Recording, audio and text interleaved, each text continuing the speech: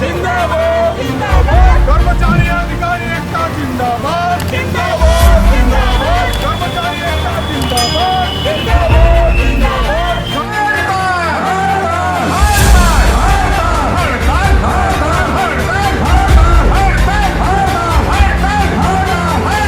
कृपया कर्मचारी को ध्यान दीजिए, वो आपकी आत्मा है, यदि आत्मा मर गई तो आपका भी राम नाम सत्य है। बस यही कहना चाहूँगा।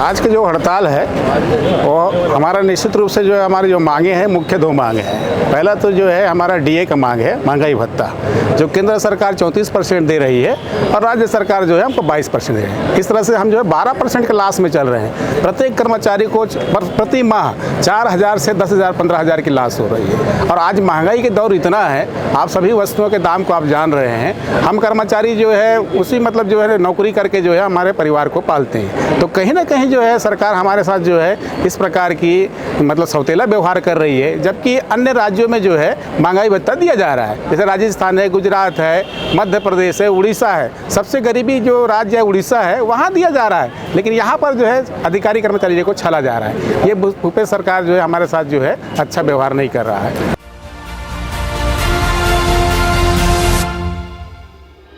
हम सभी यहाँ एकत्रित हुए हैं। जैसा कि आप सभी जान रहे हैं कि दो सूत्री मांगों के लिए पहला है गृह, जो केंद्र के समान हमें महंगाई भत्ता मिलनी चाहिए 34%, और जो गृह भत्ता है वो नए वेतनमान 7वें वेतनमान के अनुसार मिलना चाहिए। जैसा कि आपने कहा कि हमारी पूरी महिला शक्ति यहाँ पे एकत्रित हुई है ताकि हम अपने मांग को पूरा कर सकें और अपनी आवाज़ शासन तक पहुँचा सकें।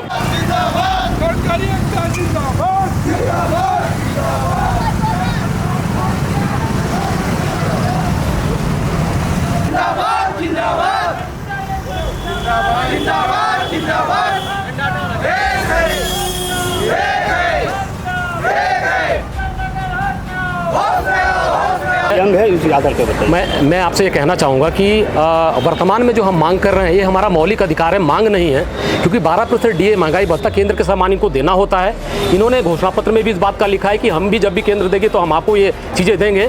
तो महंगाई भत्ता मांग ना हो कि हमारा मौलिक अधिकार है। वर्तमान में हम भटक चुके हैं और सारे संगठन एक हो गई। सरकार की वजह से शोषण का पर्याय बने कर्मचारी आपको इस मंच पर दिखाई दे रहे होंगे। इन कर्मचारी अपनी मूलभूत मांगों से, अपनी विभागीय समस्याओं से हट के ये महंगाई भत्ता और एचआरए जैसी मांग ना कहें या मौलिक अधिकार के लिए तरस रहे हैं। दुर्भाग्य है ये छत्तीसगढ़ की जनता का, जो मांग स्वतः पूरी हो जानी थी, जिसको विधेयक ला के ये कह देना चाहिए कि ये मांग मांगने की जरूरत नहीं। इस छोटी सी मांग के लिए हमको सरकार से बार बार हुज्जत करनी पड़ती है। वहीं पे आप अगर यदि देखेंगे तो सरकार ने अपने वेतन और भत्ते बढ़ा लिए। कोविड का दौर था, इन्होंने हमें कहा कि कोविड का दौर है, आपकी बातें पूरी नहीं हो सकती, आपके लिए पैसे नहीं है। तो मैं इनसे कहना चाहूँगा यदि दौर समाप्त हुआ है तो आपने तत्काल अपना वेतन बढ़ा लिया। मैं उस राजा से अपेक्षा करना चाहूँगा कि पहले प्रजा की सेवा करें, उसके पश्चात ही अपने वेतन की वृद्धि करें, तो हमें कोई दिक्कत नहीं होता। लेकिन दुर्भाग्य का विषय छत्तीसगढ़ के कर्मचारियों के लिए, जनताओं के लिए, कि इन्होंने सबसे पहले अपना पेट पाला है और अपना पेट पालने से कर्मचारियों में असंतोष है। वो चाहती है कि इस प्रकार का महंगाई जो केंद्र दे रही है वो आपको जारी करना होगा।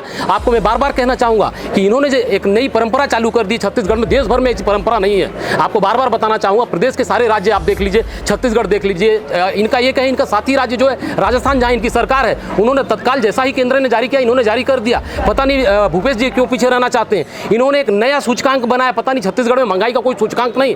भारत देश के स्तर पर महंगाई का सूचकांक जारी होता है, वहाँ से महंगाई भत्ता जारी होता है। लेकिन ब्यूरोक्रेट्स और जो सफेद पोस्ट लोग हैं, इन सारे लोगों ने मिलकर 5% का नया महंगाई भत्ता जारी किया। मैं इनसे ये पूछना चाहता हूँ कि कौन से सूचकांक के आधार पर आपने ये महंगाई भत्ता जारी किया है। आज भी हमें छोड़ दिया, ठगा सा महसूस कर रहे हैं। हमारे पैसे को काट के सरकारी योजनाओं में लगाया जा रहा है। 650 करोड़ की गोधन न्याय योजना हमारे महंगाई भत्ते से कटौती करके की जा रही है। मैं इनसे कहना चाहूँगा, आप किसानों को ध्यान देते हैं, ध्यान दीजिए, बाकी लोगों को ध्यान देते दीजिए, लेकिन ये कर्मचारी भी किसान पुत्र ही, आपको समझने की जरूरत है निश्चित तौर से, नहीं तो आने वाले समय में आप धोखा खाएंगे। ये योजनाओं के पैसे आप अपनी व्यवस्था करिए, कर्मचारियों के पेट में डाका डालने की आवश्यकता नहीं है। मैं आपको बार बार कहना चाहता हूँ कि निश्चित तौर से बार बार यदि मैं आप सबसे निवेदन करूँगा, क्योंकि हमने आंदोलन का दौर देखा है। आज हम जो है अर्श से फर्श में आए हैं या सिफर से शिखर पे आए हैं, निश्चित तौर से इसमें मीडिया का भी योगदान है। मैं बार बार कहना चाहूँगा, उन्होंने हमारी समस्याओं को जन जन तक पहुँचाया, उस सरकार और गूंगी बहरी सरकार तक पहुँचाया है। इस वजह से आज हमारा नियमितीकरण हुआ और ठीक ठाक हम वेतन ले रहे थे। लेकिन जब से सरकार आई है,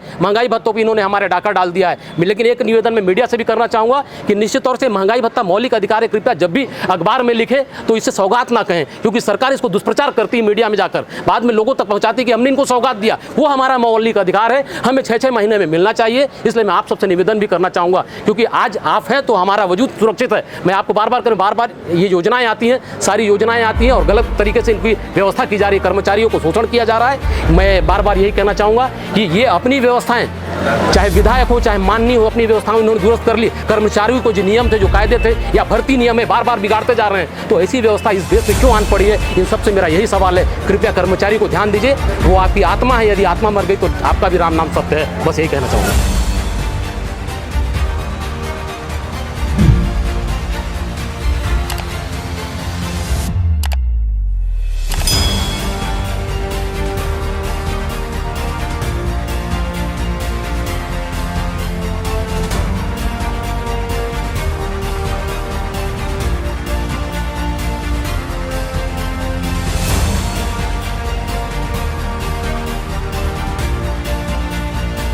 प्रदेश भर में 5 लाख कर्मचारी लगभग काम बंद करके इस हड़ताल कर रहे हैं। पूरा प्रदेश में ये हड़ताल आयोजित किया जा रहा है।